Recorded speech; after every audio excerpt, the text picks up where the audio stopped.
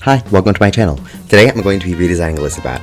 So I wanted to start by talking about my influences going into this redesign while I draw the base body on the left hand side of the screen. So I wanted her to be based off of Carmilla, giving her some cat-like elements like claws and sort of ears between a cat and a bat shape and cat little pupils, and I wanted to have her style influence be mostly 1930s glamorous Hollywood in reference to her actress storyline from Fats Camera Action. So now I've got all 5 base bodies lined up. I was imagining a sort of romantic body type for her. I wanted to go ahead and start sketching out my little thumbnail ideas. So for the first one, I have the idea of having her in this little like curly bob with a flower crown to her little ears poking out, with a very bat-like silhouette, having her with a furry jacket that leads down to a batwing cloak and frills at the bottom of her heels. For the second look, I was particularly inspired by that more avant-garde look on the bottom right of the mood board, so I wanted to sort of cop that turtleneck with a big hat that's sewn into the outfit because I thought it was very dramatic and glamorous, and pair it with a fur stole, some long gloves, and this sort of layered, pleated, spiky underskirt. For the third look, I wanted to go with a more sort of Carmilla heavy inspiration, so I ended up giving her this big veil and curly hair that went down very far, with her ears poking out for the silhouette there. I really liked the overall vibe that the third look ended up coming up with, but it read almost a little bit sort of religious to me, and I do imagine Elissabat as being older. I know canonically she isn't, but I always imagined her being in the sort of same line as like Nephra and those who use the older sister type body molds. For the fourth look, I wanted to be a bit more playful, so I took inspiration from the ruffles of the 1930s and gave her this big side cut ruffle down the front and some big cloak action in the back, and of course a sun hat since she's a vampire, with these big long pendant earrings that have a little blood driplets at the end, since I always like the subtle inclusion of blood splatter into her original design. Another reason I wanted to go with a more sort of mature look was to set her apart of Draculaura, since a lot of people like her because she's just purple Draculaura, but I always wanted her to have more of her own sort of aesthetic. Not that she didn't, but I wanted to really lean into that and make them quite distinct. So for the fifth look here, I wanted to play into that blood droplet idea I had from the earrings of the fourth look and make this big like chain belt with all these blood droplets in it, and just have a lot of fun coming up with a uniquely sharp silhouette. So she's got this big batwing skirt and these very tall sort of shoulder pads and some cute little boots with little suns on the heels to be ironic a bit. So now that I've gotten my 5 main redesigns done, I'm going to make another base of the body, then go through as always with a list of my favorites from each category, being hair, accessories, top, bottom, shoes, sleeves, and cape, because obviously vampires must have a cape. I always find this process immensely helpful in helping me narrow down which ideas I think are really valuable and which are just things I thought of at the very first try at it. So it really helps me to refine my different ideas instead of just going with the first thing I think of. So I obviously wanted to go with that very avant-garde silhouette and that hat piece, but with room for her big bat cat ears, of course, so I imagine it sort of pinned more towards the back of the head, so she has this hood that connects down to the dress body. I also wanted her to have these very long opera gloves with claw tips on the ends for, again, very drama, very vamp. For her hair, since it's mostly going to be covered by that hood, I'm imagining just little curls poking out on the side, sort of slicked down.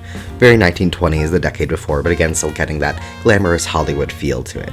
Also wanted her to have a peplum at the waist, then flowing down into this big slit skirt with these very geometric, angular pleats at the bottom, with, of course, frills at the bottom, since any 1930s inspiration must have a metric ton of lace in it somewhere.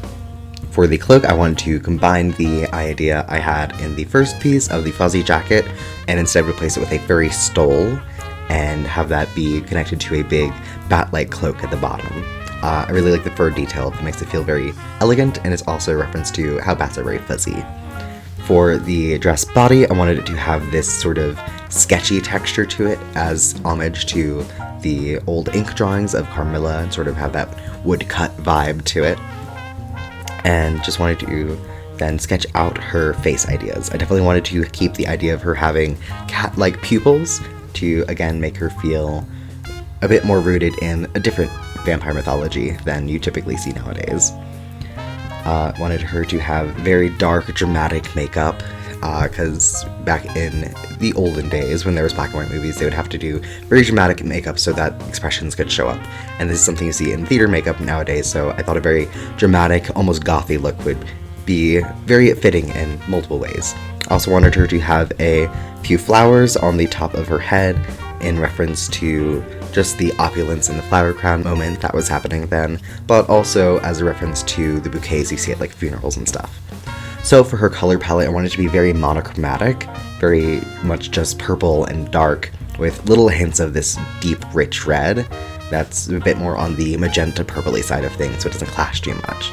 I also gave her dress a very dramatic sweetheart neckline with this pleated texture for the peplum to give a little contrast from the smooth, textured but patterned fabric of the underdress. I also gave her some fishnet leggings as reference to the gothiness of her design and as extra bit of sun protection on the small bit of exposed skin down her legs.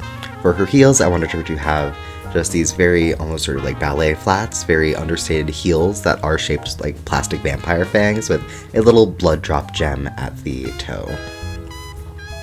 For this design, I was especially focused on her having a very dramatic but clean silhouette. So you'll see that cloak curls into this sort of cartoony little forked tail at the end. I liked being able to focus in on the simplicity of a good silhouette for this redesign, especially after my Rebecca redesign last month, which was incredibly detail-oriented, which I really do enjoy, but it was nice sort of configuring my brain for a different type of design. Although, of course, she has to have that explosion of lace down at the bottom of her silhouette. For this design, the total time, not including sketching and lining, which I do traditionally, the time spent doing the redesign and all the coloring was 2 hours, 21 minutes, and 21 seconds, which is one of these shorter redesigns on this channel, because, again, her design was quite simple. And I really enjoy how almost everything in her shape language are sharp, dramatic points, with the exception of the attention-grabbing hat. So here I'm just coloring in her nails that blood red and giving all the little accent hints throughout her palette. And I also wanted to give her some red eyes to make them pop in contrast to all the purple. There's that dark makeup that I was talking about earlier, although of course she has to have blood red lips since it's only appropriate, since that's where the vampire drinks the blood. I also ended up changing my mind on the color of the stole from when I was first thumbnailing it, and I changed it to this very light pink so it contrasted with her very dark silhouette a little bit, so that it stood out a little bit more.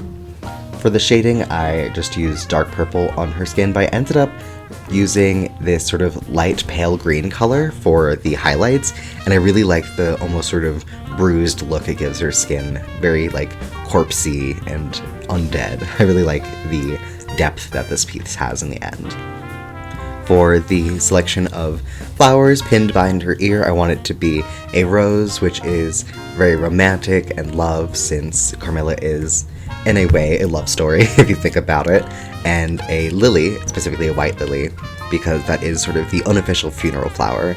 So I thought that was a good combination, a little bit of symbolism of the love and death themes of that story. Going on to shading her cape now, I wanted to use little hints of red in the undertones to make it stand out a little bit and give it that sense of sort of danger. I really like the sort of communication going on in this design between the bifurcated peplum at the hips and the curvy slit down the front of the skirt, leading to more pleating. I think it's very pleasing to the eye. I really enjoy the sort of bat wing shape, also echoed between all the different pleats in this outfit, because, again, vampire bat. Even though Carmilla is more of a vampire cat, it still is a very quick visual language signifier that, oh, this character is a vampire. You'll also see that I was having some trouble at the beginning here, where the cloak in the back and the darker parts of the dress are very similar in color, and I later go on back and end up changing the values of the different parts of the dress so that way they stand out a little bit more. For the lighter values in this design, I really wanted to push that magenta undertone to tie in the little red pops everywhere, and to give it a darker look while still maintaining the lighter values going on in the lace parts and the underdress. So just continue on with highlighting all of the little ruffles at the bottom there, before finally going on to shading the gloves and the stole. The gloves, again, were just sort of the same red shading, slightly green highlighting as the rest of it, but the stole was interesting because I wanted to have a lot of fur texture, so I used a flat brush that has this sort of like three-prong texture to it to do the lowlights and the highlights, so it has that sort of very hairy texture to it. Going back to the duration that this took me at 2 hours 21 minutes, that is actually the shortest time one of these has taken. Second place is Hold with 2 hours and 24 minutes, so a good shave by then. Just for comparison, the longest of these redesigns was Laguna at almost 5 hours, but she was the very first one I did, so it makes sense that I'd put a lot more time into a project that I hadn't really gotten the hang of exactly how I was going to do just yet. Moving on to the background, I wanted her to be in a very dark, dramatic staircase, so I took this picture of an old apartment complex that I visited and mirrored it so I could have her sort of slinking down this dark stairway. Very old Hollywood drama. Very dramatic. Of course, I then lightened the background to be a bit more in contrast and added a purple tinge. I also added a backlight of purple to her, just to give a little bit more contrast so your eye is focused on the design and not the background photo. And of course, I had to go in and add glitter to all over it. I always like doing that as a little finishing touch for this series. And it's kind of translated over to all my pieces. I think adding just little glittery highlights really helps make everything pop. Just some finishing touches to the background, making the lights stand out a little bit more.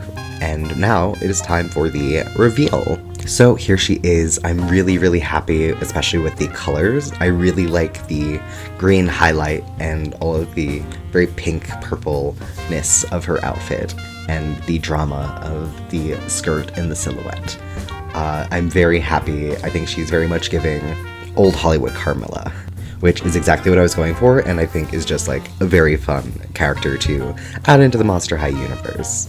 Moving on to a comparison between her G1 iteration and my redesign, there is a world of difference between these two. I was also kind of surprised that my redesign is a more pinkish magenta type of purple than Elissabat, which has a more cool tone purple. I also think a lot of the changes come from me aging her up a bit, and also just the different art style, of course, which the more the series goes along, the further apart my art style and Monster High's art style diverge from each other. Now here's a little compilation of some of my more recent redesigns, and I decided to put her next to Rebecca since their connection through the vampire heart in Fright Schema Action, but she completely does not match this trio, but that's okay. She's not really a part of that group, but it is kind of funny seeing all of my typical bright neon palettes very clash and in contrast to this darker, more gothy look that I tried to go for this time for Elissabat, because I am Bright Colors fan #1. So here is the final redesign one last time. Be sure to let me know in the comments below what you think of it. And next month I am going to be doing February again, so look forward to a return to my Pixie Hollow redesign series with 8 different characters being redesigned, with a slightly different cast than last time, we'll say. So be sure to subscribe to see all my future redesign and other art videos on this channel, and you can also follow me on Instagram where I post art at least 3 times a month, and I will see you in the next one. Bye!